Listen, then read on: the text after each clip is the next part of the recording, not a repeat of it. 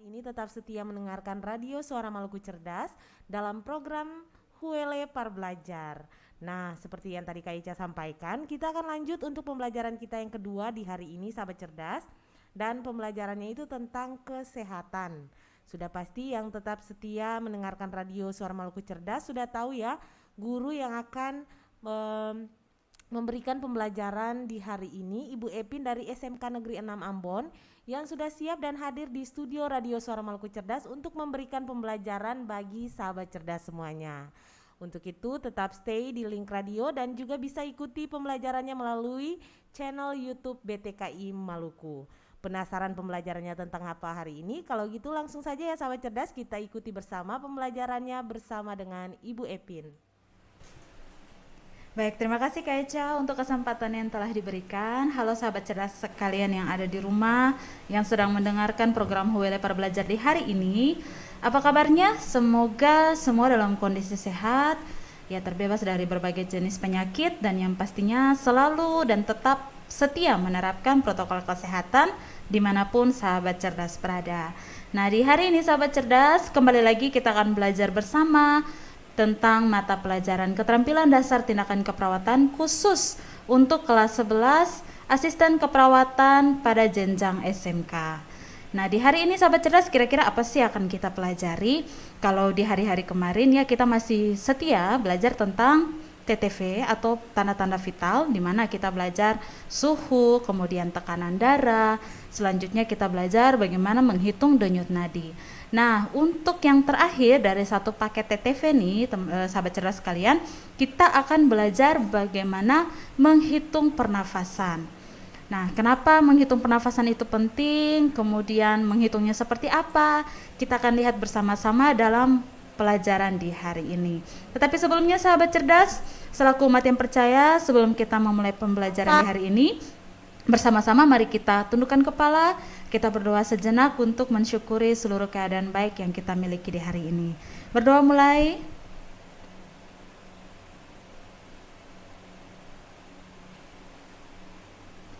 Berdoa selesai. Baik, sahabat cerdas, kita langsung saja masuk pada pembelajaran kita. Saat ini kita akan lihat bersama nih, sahabat cerdas. Sebelumnya, kalau di anatomi dan fisiologi, sahabat cerdas sudah belajar banyak tentang sistem pernafasan, di mana itu meliputi paru-paru, kemudian tenggorokan, dan juga hidung. Nah, sekarang sahabat cerdas, kita akan menghitung pernafasan. Tetapi sebelumnya kita lihat dulu agenda apa-apa yang kita akan pelajari tentang perhitungan pernafasan di saat ini. Yang pertama, kita akan pelajari tentang konsep dasar daripada perhitungan pernafasan, kemudian frekuensi pernafasan normal, bagaimana pola pernafasan, dan juga bagaimana prosedur dalam melakukan tindakan perhitungan pernafasan. Nah, sahabat cerdas sekalian, kita masuk pada bagian yang paling pertama, yaitu tentang konsep dasar. Nah, pernafasan adalah proses menghirup oksigen dari udara serta mengeluarkan karbon dioksida, uap air, dan sisa oksidasi dari paru. Jadi sahabat cerdas, seseorang itu dikatakan bernafas jika dia menghirup oksigen dan mengeluarkan karbon dioksida beserta kawan-kawannya ini, uap air dan sisa oksidasi dari paru-paru. Nah, pernafasan ini dihitung biasanya dengan menghitung jumlah pernafasan dalam 1 menit. Nah, kita lihat sahabat cerdas, pernafasan terdiri dari yang pertama inspirasi. Inspirasi atau yang kita kenal dengan istilah menarik nafas atau menghirup udara ya. Nah, inspirasi adalah proses masuk udara luar ke dalam paru melalui saluran nafas yang selanjutnya diikuti oleh proses difusi ya atau pertukaran. Jadi udara yang sudah diserap, oksigennya diserap dalam tubuh, karbon dioksidanya dikeluarkan ya, itu proses difusi dari membran alveolus ke kapiler sehingga oksigen bersenyawa dengan hemoglobin dan disalurkan ke seluruh tubuh.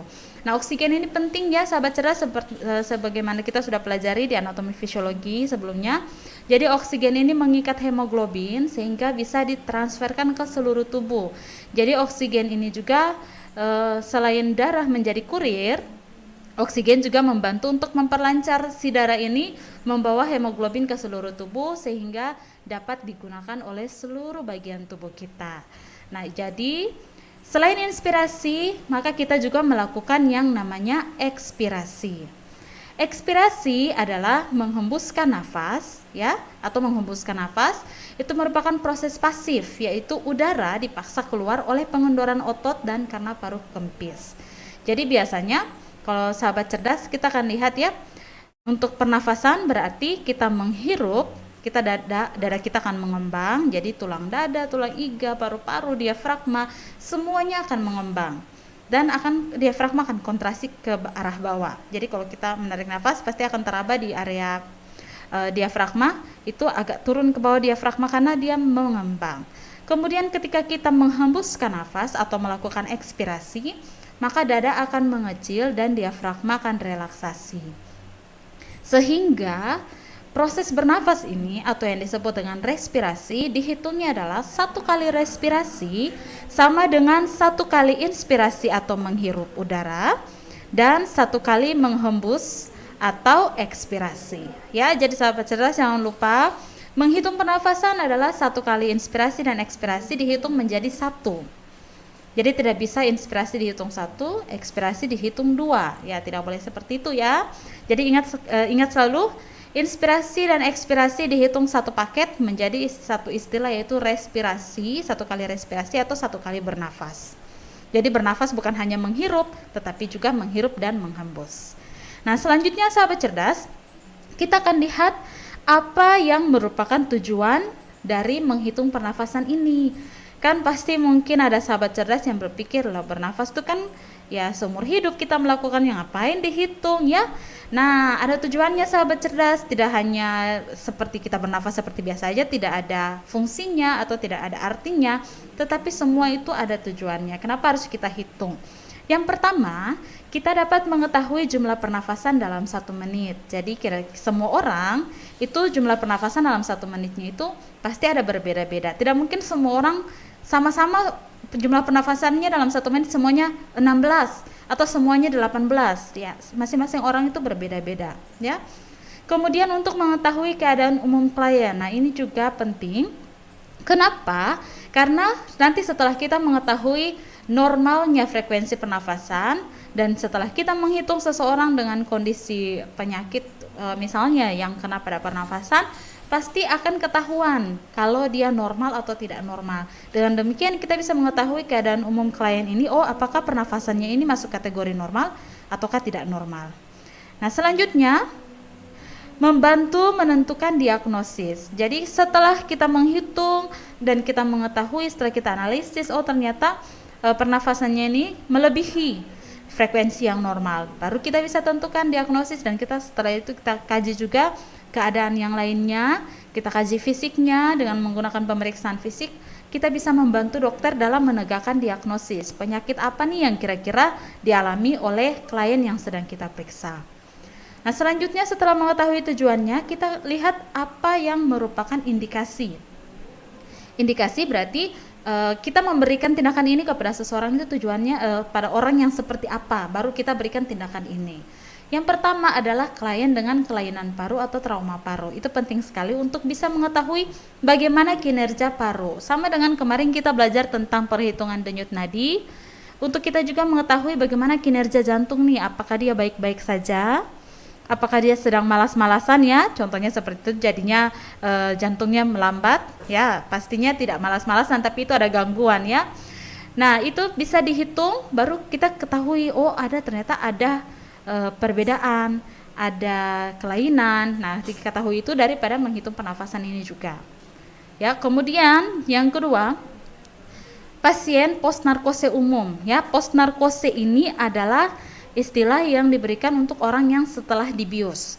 Jadi kenapa menghitung pernafasan juga penting untuk orang yang setelah dibius, misalnya dilakukan tindakan OP, kemudian dibius, dan setelah tindakan OP selesai, dia sudah mulai kembali sadar. Nah, kita harus menghitung pernafasannya untuk kita melihat kembali apakah seluruh kondisi umumnya ini sudah kembali seperti semula ataukah belum ya. Jadi penting sekali supaya kita juga mengetahui apakah tindakan operasi ini dia memberikan komplikasi atau dampak lainnya kepada klien atau tidak. Selanjutnya yang ketiga adalah sewaktu-waktu jika keadaan klien memerlukan. Nah, ini juga biasanya terjadi pada klien dengan kondisi ada kegawat daruratan. Jadi ketika klien memerlukan observasi misalnya setiap 30 menit, berarti setiap 30 menit kita observasi pernafasannya, denyut nadinya, suhunya, tekanan darahnya, itu penting untuk mengetahui apakah ada penurunan tingkat kesehatannya atau terjadi peningkatan daripada kapasitas normalnya, frekuensi normalnya apakah ada peningkatan dan perubahan atau tidak. Selanjutnya sahabat cerdas kita akan lihat bersama. Nah, ini adalah frekuensi pernafasan normal yang patut dan wajib sahabat cerdas ingat selalu dimanapun berada. Frekuensi pernafasan normal ini dibagi berdasarkan usia, ya. Pada bayi baru lahir 35 hingga 40 kali per menit untuk frekuensi pernafasan normal. Kemudian pada bayi 6 bulan itu 30 hingga 50 kali per menit. Selanjutnya pada toddler atau bayi dengan usia 1 hingga 3 tahun itu 25 hingga 32 kali per menit. Kemudian pada usia anak-anak dari usia 4 hingga 12 tahun 20 hingga 30 kali per menit. Usia remaja 16 hingga 19 kali per menit. Dan usia dewasa itu 12 hingga 20 kali per menit. Untuk frekuensi pernafasan normal ini sahabat cerdas, kalau sahabat cerdas masih ingat tentang frekuensi denyut nadi yang normal, dia sama. Semakin bertambah umur, maka frekuensi nadi itu juga akan menurun, frekuensi pernafasan juga akan menurun. Kenapa? Karena pada saat bayi baru lahir, fungsi paru-paru dan jantung itu belum sempurna. Sehingga seiring berjalannya waktu, dia berkembang menjadi lebih baik, sehingga misalnya pada usia remaja sampai dewasa dia sudah matang. Seluruh organ-organ tubuh juga sudah berada pada kondisi matang, sudah sempurna pengembangannya sehingga dia sudah lebih stabil. Jadi jangan kaget kalau misalnya sahabat cerdas nanti mengukur pernafasan juga denyut nadi misalnya pada anak-anak dan pada orang dewasa dan ditemukan terjadi perbedaan. Itu sudah pasti karena semakin bertambah umur semakin stabil biasanya. Ya kalau dirawat ya organ-organ tubuh kita kalau dirawat, makannya dijaga, pekerjaannya juga yang tidak berisiko terhadap kondisi organ-organ tubuh kita, nah itu pasti semakin dia akan tetap stabil. Tetapi kalau ya makannya tidak dijaga, kemudian pekerjaannya berisiko, misalnya banyak menghirup debu, nah itu juga pasti akan berpengaruh terhadap pernafasan. Selanjutnya sahabat cerdas kita akan lihat pola-pola pernafasan. Nah, pola-pola pernafasan ini yang pertama ada istilahnya apnu. Apnu atau pernafasan normal yang sekarang ini sedang kita jalani. Kemudian pola pernafasan yang kedua adalah bradypnu atau biasa disebut juga bradypnea. Itu adalah frekuensi bernafas yang teratur tetapi lambat, seperti di bawah 12 kali per menit pada orang dewasa. Nah, selanjutnya sahabat cerdas yaitu takypnu atau takypnea. Itu merupakan frekuensi bernafas teratur tetapi cepat seperti di atas 20 kali per menit pada orang dewasa. Jadi kalau apnu 12 hingga 20 kali per menit pada orang dewasa, maka bradypnu itu di bawah 12 kali dan takypnu di atas 20 kali untuk pengukuran yang kita lakukan pada orang dewasa. Jadi bradypnu ini pernafasannya lambat tetapi stabil. Artinya dari awal bernafas sampai akhir ya rentang antara nafas yang pertama dan yang kedua itu dia sama. Pertama, kedua, ketiga dan seterusnya itu dia sama. Demikian juga takypnu, dia cepat tetapi dia teratur sama. Ya, kemudian nah pernafasan yang selanjutnya, pola pernafasan selanjutnya adalah hiperpnu atau pernafasan sulit.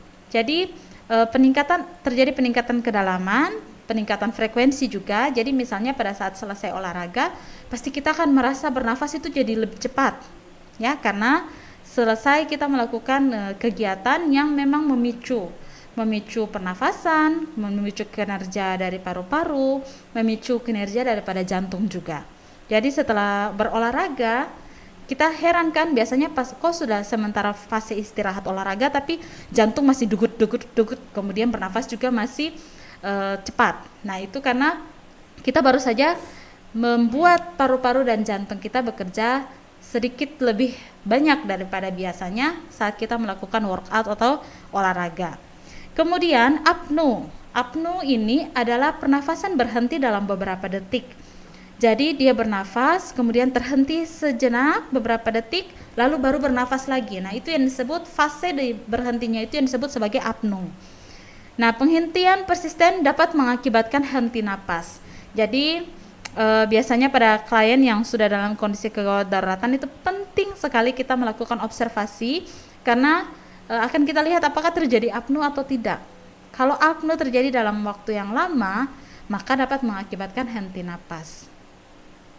Makanya itu pada klien-klien misalnya dengan kondisi kegawat daruratan atau klien koma, penting sekali untuk memasang alat-alat bantu pernafasan misalnya seperti ventilator, atau klien dengan kondisi sesak nafas misalnya pada pasien COVID dengan penyakit bawaan, penyakit penyerta yang penyakit komorbid yang misalnya menyerang pernafasan, contoh seperti asma atau PPOK ya, penyakit paru obstruktif kronis. Nah, itu mereka orang-orang kalau misalnya dalam kondisi sesak nafas, mereka harus sekali dibantu dengan alat bantu pernafasan seperti ventilator untuk mencegah apnu yang berkepanjangan ini. Kemudian dyspnu. Ya, dyspnu ini merupakan perasaan sesak dan berat saat bernafas. Hal ini dapat disebabkan oleh perubahan kadar gas dalam darah atau jaringan, atau bisa juga karena kerja berat atau berlebihan, dan juga dapat berupa pengaruh psikis. Jadi ketika ada perasaan sesak dan berat saat bernafas, nah itu yang disebut dengan istilah dyspnu. Kemudian sahabat cerdas, yang selanjutnya pola pernafasan yaitu hiperventilasi. Hiperventilasi ini adalah merupakan cara tubuh dalam mengkompensasi peningkatan jumlah oksigen dalam paru agar pernafasan lebih cepat dan dalam. Nah, proses ini ditandai dengan adanya peningkatan denyut nadi, ya, nafas pendek, kemudian ada nyeri dada dan menurunnya konsentrasi karbon dioksida di dalam darah serta yang lainnya, itu yang disebut sebagai hiperventilasi. Jadi sahabat cerdas kalau cek misalnya pernafasan cepat, ya, kemudian denyut nadi juga meningkat, pernafasan cepat tapi pendek, kemudian ada nyeri dada, nah itu bisa dikategorikan sebagai hiperventilasi. Keadaan ini dapat disebabkan oleh adanya infeksi, kemudian keseimbangan asam basa juga, atau gangguan psikologis ya. Hiperventilasi dapat menyebabkan hipokapnu. Hipokapnu ini apa? Hipokapnu itu artinya karbon dioksida di dalam tubuh itu berada di bawah normal, sehingga rangsangan terhadap pusat pernafasan itu akan menurun, dan itu akan sangat berpengaruh sekali terhadap kesehatan daripada klien ya. Jadi harus dipantau sahabat cerdas. Selanjutnya, lawan dari hiperventilasi ini adalah hipoventilasi. Hipoventilasi ini merupakan upaya tubuh untuk mengeluarkan karbon dioksida dengan cukup yang dilakukan pada saat ventilasi alveolar, serta tidak cukupnya jumlah udara yang memasuki alveoli dalam penggunaan oksigen. Jadi hipoventilasi ini dapat menyebabkan terjadinya hiperkapnu. Kalau tadi hiperventilasi menyebabkan hipokapnu atau karbon dioksida kurang di dalam darah, di dalam tubuh. Nah, kalau hipoventilasi ini menyebabkan hiperkapnu. Jadi jumlah oksigennya yang masuk tuh tidak cukup, sedangkan karbon dioksidanya itu kebanyakan di dalam tubuh. Sehingga terjadi peningkatan tekanan parsial karbon dioksida di dalam tubuh. Akibatnya ini maka dapat menyebabkan depresi juga pada susunan saraf pusat. Makanya di dalam tubuh kita sahabat cerdas, segala sesuatu harus berjalan dengan seimbang. Tidak boleh ada yang berlebihan, tidak boleh ada yang berkekurangan. Kelebihan insulin salah, kekurangan insulin juga tidak bagus. Sama kelebihan oksigen juga tidak bagus. Ya, jadinya tubuh akan kekurangan karbon dioksida dan alat-alat pernafasan dalam tubuh kita juga akan menurun. Nah, kelebihan karbon dioksida juga tidak baik, oksigen kurang, oksigen tidak mampu mengikat hemoglobin, distribusi hemoglobin ke dalam seluruh tubuh juga berkurang, maka itu akan menyebabkan penurunan kinerja tubuh. Ya, jadi bisa-bisa tubuh malah teracuni. Jadi segala sesuatu harus berjalan secara seimbang. Sama seperti makan, jangan makan yang lemak saja karena enak ya. Biasanya yang goreng-goreng itu selalu enak. Gorengan, ayam goreng, ya, daging sapi goreng, semua yang goreng-goreng, sayur tumis-tumis itu pasti enak. Tetapi juga harus menjaga keseimbangan. Jangan setiap minggu makan gorengan, ya. Harus juga makan makanan yang sehat, buah-buahan itu wajib setiap hari minimal kalian ada makan 1 buah. Nah, itu cara menjaga tubuh supaya tetap seimbang. Jadi begitu ya sahabat cerdas ya. Selanjutnya Pernafasan Kussmaul. Nah, pernafasan Kussmaul ini polanya itu cepat dan dangkal dan selalu dapat ditemukan pada orang dalam keadaan asidosis metabolik. Asidosis metabolik ini jadi dia keracunan keton di dalam tubuh, ya. Selanjutnya adalah ortopneu, yaitu kesulitan bernafas kecuali dalam posisi duduk atau berdiri. Jadi kalau misalnya dalam kondisi berbaring, dia akan kesulitan bernafas. Kalau duduk atau berdiri, baru dia merasa bernafas dapat berjalan dengan baik. Nah, kondisi ini disebut sebagai ortopneu. Kemudian Cheyne-Stokes. Cheyne-Stokes ini siklus pernafasan yang amplitudonya mula-mula naik, kemudian menurun dan berhenti atau apnu, lalu dimulai lagi demikian dengan siklus yang baru. Jadi dia naik pelan-pelan, dia turun, dia stop, lalu dia naik lagi, turun, stop lagi beberapa detik. Nah, itu yang disebut dengan istilah Cheyne-Stokes. Nanti setelah ini sahabat cerdas kita akan lihat bagaimana polanya dalam garis. Selanjutnya adalah paradoksial, pernafasan dengan dinding paru yang bergerak berlawanan arah dari keadaan normal. Jadi kalau misalnya tadi kita inspirasi, dinding parunya mengembang, kemudian ekspirasi mengempis, paradoksial ini bisa kebalikannya. Jadi inspirasinya mengempis, ekspirasinya bisa jadi mengembang. Kemudian selanjutnya ada pernafasan biot. Nah, pernafasan biot ini adalah pernafasan dengan irama yang mirip dengan Cheyne-Stokes, tetapi amplitudonya tidak beraturan. Pola pernafasan biot ini sering dijumpai pada klien dengan radang selaput otak, ya, dan kemudian mengalami peningkatan tekanan intrakranial pada otak dan trauma kepala. Jadi segala sesuatu yang berhubungan dengan trauma pada kepala, penyakit pada kepala, bisa juga meningitis. Nah, itu dapat menyebabkan klien mengalami kondisi pernafasan dengan pola pernafasan biot ini atau biot. Nah, selanjutnya adalah pernafasan stridor. Yang terakhir ya. Pola pernafasan stridor ini merupakan pernafasan bising yang terjadi karena penyempitan pada saluran pernafasan. Pola ini umumnya ditemukan pada kasus spasme trakea atau trakea yang mengecil atau obstruksi laring, ada penyumbatan pada laring. Nah, selanjutnya sahabat cerdas, kita akan dengarkan pola-pola nafas yang tadi. Tidak semuanya memang disebutkan dalam video ini, tetapi setidaknya menjadi pegangan untuk sahabat cerdas dapat membedakan pola-pola nafas ini. Cara mendengarkannya biasanya kita menggunakan metode auskultasi. Nah, kita dengarkan pola nafas yang disadur dari YouTube channel USML EPAS. Ada alamatnya di situ, sahabat cerdas bisa akses. Tetapi kalau mau langsung mendengarkan dalam video pembelajaran ini juga jauh lebih bagus supaya tidak perlu keluar lagi. Ya, kita akan dengarkan bersama pola pernafasan. Hai, pada video ini kalian akan mendengarkan pola pernafasan yang akan kalian temui ketika melakukan praktik. Di dalam video ini lebih khusus akan didengarkan tentang pernafasan biot, pernafasan Kussmaul, dan Cheyne-Stokes. Yang pertama adalah bunyi nafas normal atau apnea, yang bunyinya adalah seperti ini.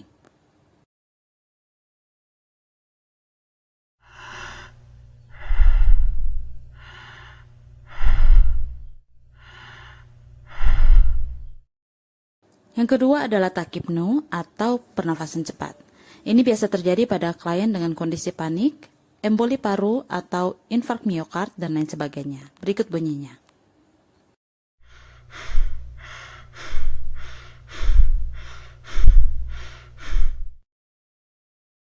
Selanjutnya adalah bradipnea atau pola pernafasan frekuensi rendah yang biasa terjadi pada klien dengan kondisi obesitas ataupun peminum berat.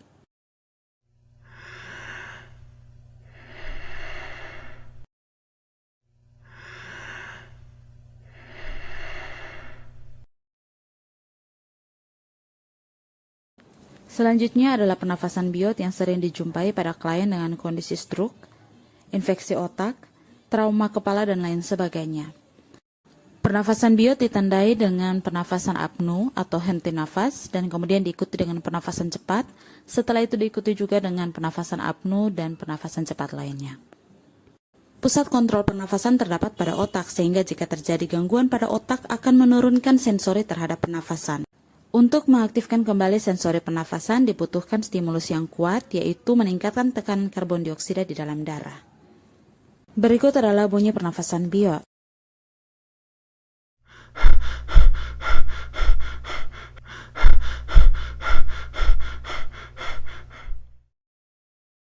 Selanjutnya adalah pernafasan chain stocks yang biasanya dijumpai pada klien dengan kondisi gangguan pada jantung. Pernafasan chain stocks ini disebut mirip dengan pernafasan Biot.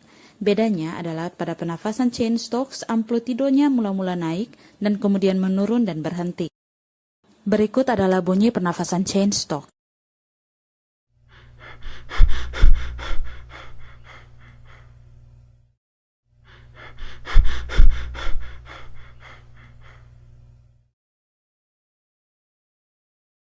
Yang terakhir adalah pernafasan kusmol yang dapat dijumpai pada orang dengan keadaan asidosis metabolik.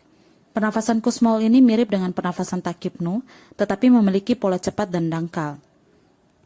Pada pernafasan ini, inhalasi dan eksalasi terjadi secara maksimal dan cepat akibat daripada peningkatan karbon dioksida di dalam darah karena asidosis respiratorik. Berikut adalah bunyi dari pernafasan kusmol.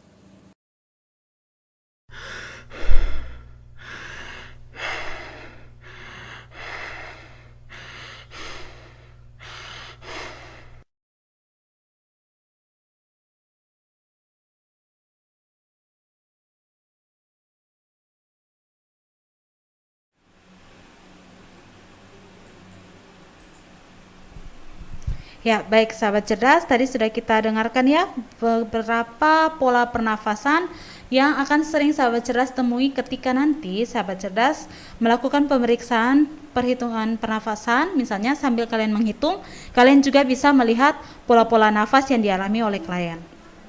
Nah, sekarang sahabat cerdas kita memasuki prosedur menghitung frekuensi pernafasan. Yang paling pertama, sahabat cerdas harus ketahui alat-alat apa saja yang perlu kita gunakan dalam melakukan perhitungan frekuensi pernafasan.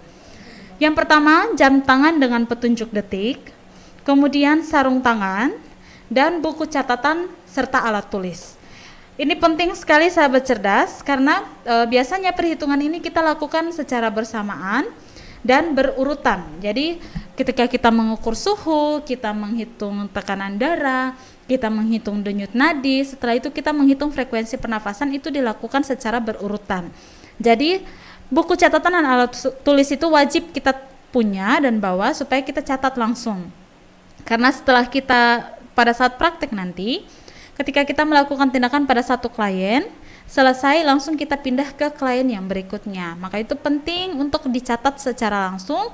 Jangan menggunakan prinsip dihafal sahabat cerdas, karena bisa saja hasil perhitungannya berbeda atau tertukar antara satu klien dengan klien yang lainnya. Ya, jadi ini alat-alatnya ya sahabat cerdas yang harus dibawa. Jam tangan dengan petunjuk detik itu wajib harus dimiliki oleh seorang perawat. Setiap tindakan yang kita lakukan untuk TTV kita selalu mengukurnya dengan menit dan detik. Jadi harus wajib sekali sahabat cerdas punya. Kemudian sarung tangan, terutama dalam kondisi new normal ini, seluruh tindakan itu wajib menggunakan sarung tangan untuk meminimalisir kontaminasi agen infeksi terhadap diri kita kepada klien ataupun dari klien kepada kita. Atau istilah yang biasa kita kenal yaitu infeksi silang atau infeksi nosokomial ya. Nah, selanjutnya sahabat cerdas, kita akan lihat bagaimana prosedur kerja daripada menghitung pernafasan.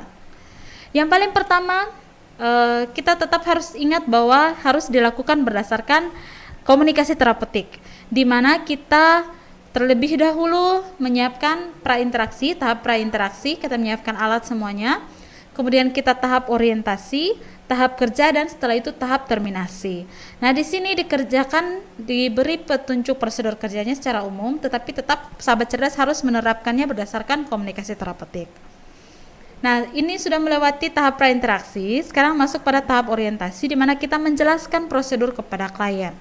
Setelah menjelaskan prosedur kepada klien, kita kemudian juga tanya kesediaan klien, apakah klien setuju atau tidak untuk dilakukan tindakan ini.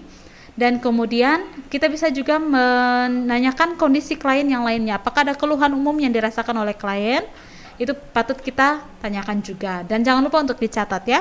Kemudian setelah itu cuci tangan dan gunakan sarung tangan, wajib. Kemudian atur posisi klien dengan posisi tidur telentang, jangan miring kiri, jangan miring kanan, ya telentang saja. Kemudian letakkan tangan di atas dada atau perut klien. Jadi kalau misalnya kliennya wanita, tidak mungkin kita taruh di atas dada. Kalau memang agak kurang nyaman, bisa diletakkan di perut. Atau kalau kurang nyaman lagi kita bisa menggunakan tangan klien. Jadi klien tangannya kita taruh di atas perut, kemudian tangan kita letakkan di atas tangan klien. Selanjutnya, hitung frekuensi dan irama pernafasan selama 1 menit. Lalu catat hasil dalam buku catatan dan jangan lupa untuk cuci tangan lagi. Nah, sekarang sahabat cerdas, mari kita tonton prosedur menghitung pernafasan yang disadur dari YouTube channel Top Head Tutorials. Dan ada alamat YouTube-nya di situ, bisa sahabat cerdas akses juga jika ingin menonton video-video yang lainnya.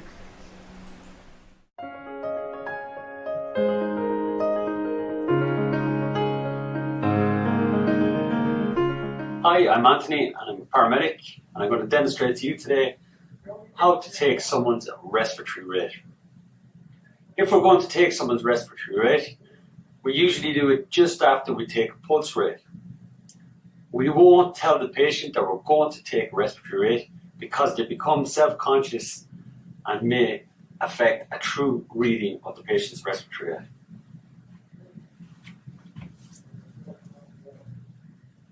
Placing the hand on the stomach, observe the rise and fall of the chest and count how many times the patient's chest rises and falls for 30 seconds.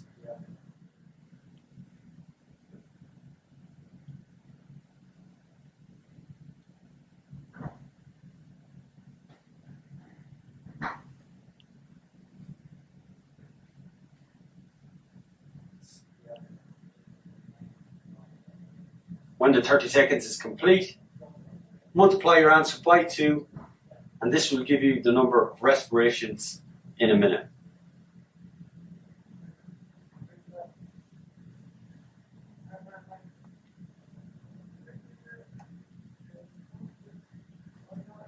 The chest has risen and fallen 6 times, so we multiply the 6 by 2, which gives us 12 breaths per minute.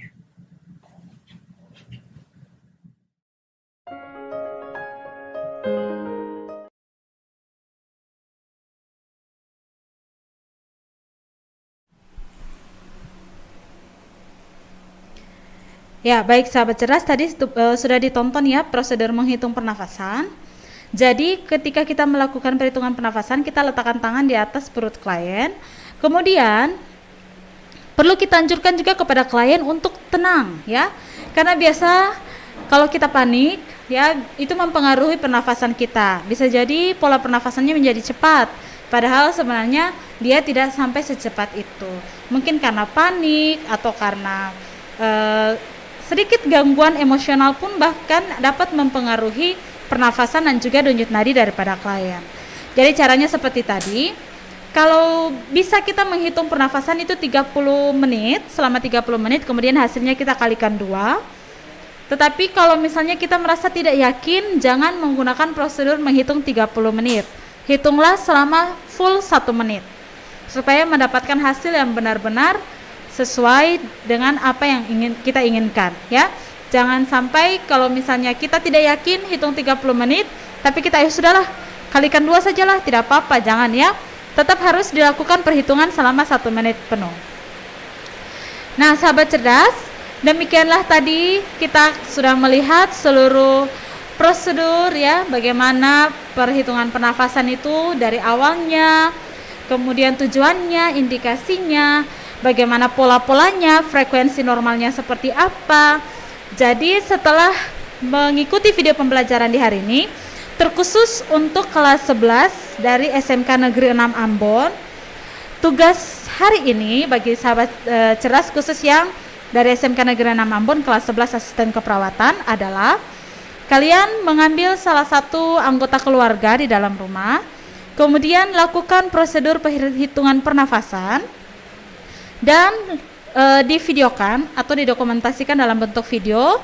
Seperti biasa, jangan lupa kalian upload ke media sosial yang kalian punya dan linknya dikirimkan ke dalam kolom tugas yang ibu nanti akan buka di Google Classroom ya. Jadi jangan lupa, boleh menggunakan salah satu anggota keluarga di dalam rumah, kemudian lakukan prosedur perhitungan pernafasan selama 1 menit dan jangan lupa didokumentasikan. Hasilnya di-upload ke media sosial yang kalian punya dan linknya dikirimkan ke dalam Google Classroom untuk dilakukan penilaian. Ya, selalu lakukan yang terbaik seperti yang biasanya kalian lakukan, dan jika merasa ada yang kurang atau ada yang mau ditanyakan, bisa kalian melakukan komunikasi langsung di WhatsApp group yang kita punya. Ya, demikian seluruh pembelajaran di hari ini. Terima kasih sahabat cerdas telah mengikuti. Bagi sahabat cerdas yang lain yang berada pada jurusan asisten keperawatan dari sekolah yang lain juga bisa melakukan tindakan ini di rumah untuk meningkatkan skill kalian dalam melakukan perhitungan pernafasan. Terima kasih banyak sahabat cerdas. Nah, sebagaimana tadi kita membukanya dengan berdoa, di saat ini kita akan menutupnya juga dengan berdoa bersama atas pembelajaran yang telah kita dapatkan di hari ini. Kita berdoa.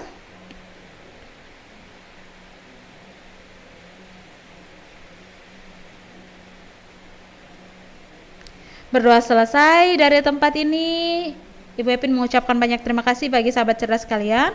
Sampai berjumpa di minggu depan dengan mata pelajaran yang sama, keterampilan dasar tindakan keperawatan, dan kita akan mempelajari lagi materi yang baru di minggu yang akan datang. Sampai bertemu dalam program Huwele para Belajar.